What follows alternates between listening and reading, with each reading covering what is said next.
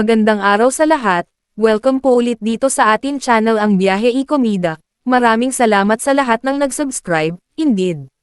Punta tayo sa atin topic, September 24, 2025. Titulo ng mga kanta ni LSG, anak ni Zoldico, Yay Amanin. Anak ni Zoldico na si LSco, trending sa social media. Gaya ng kanyang pinsan, ang singer at lifestyle vlogger na si Claudine Co, mang-aawit din at music producer ang fashion designer na si Michael Elesco.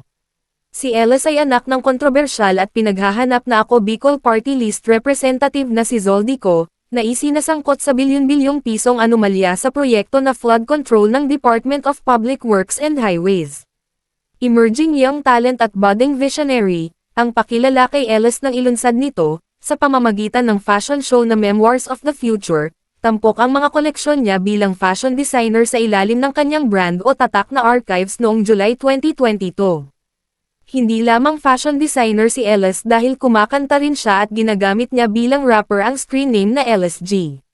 Mapapanood sa YouTube channel ni Eles, na meron pa lamang na 337 subscribers, ang mga kantang inilunsad niya noong February 2022, Black Lexus, Big Money, at Shangri-La.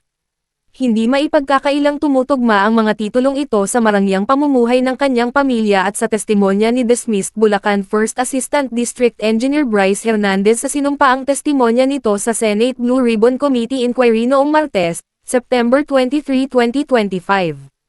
Isang luxury car ang Lexus. Big Money, na halos 1 bilyong piso ang halaga ang sinabi ni Hernandez na dinala nito at ng kanyang mga kasama sa penthouse unit ni Congressman Co sa Shangri-La Residences, The Fort, Taguig City. Mula nang madiin ang pangalan ng kanyang ama sa flood control project scams, naging pribado na ang Facebook at Instagram accounts ni Eles.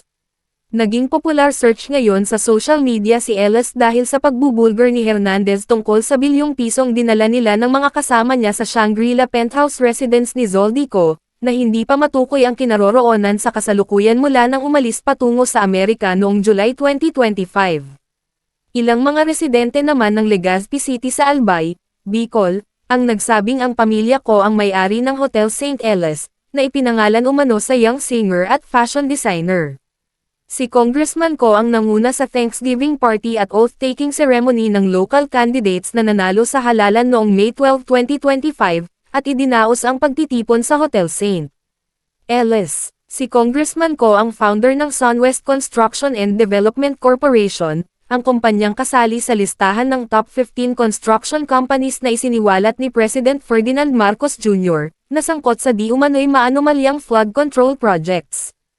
Tila may penchant o hilig ang mga may-ari ng mga construction company na gawing santo ang kanilang mga anak dahil kung Hotel St. Eles ang pangalan ng Legazpi Hotel ng pamilya ko, St. Gerard, St. Timothy, at St. Matthew ang construction business names ng mag-asawang Sara at Kali Diskaya na hango naman mula sa pangalan ng mga anak nila.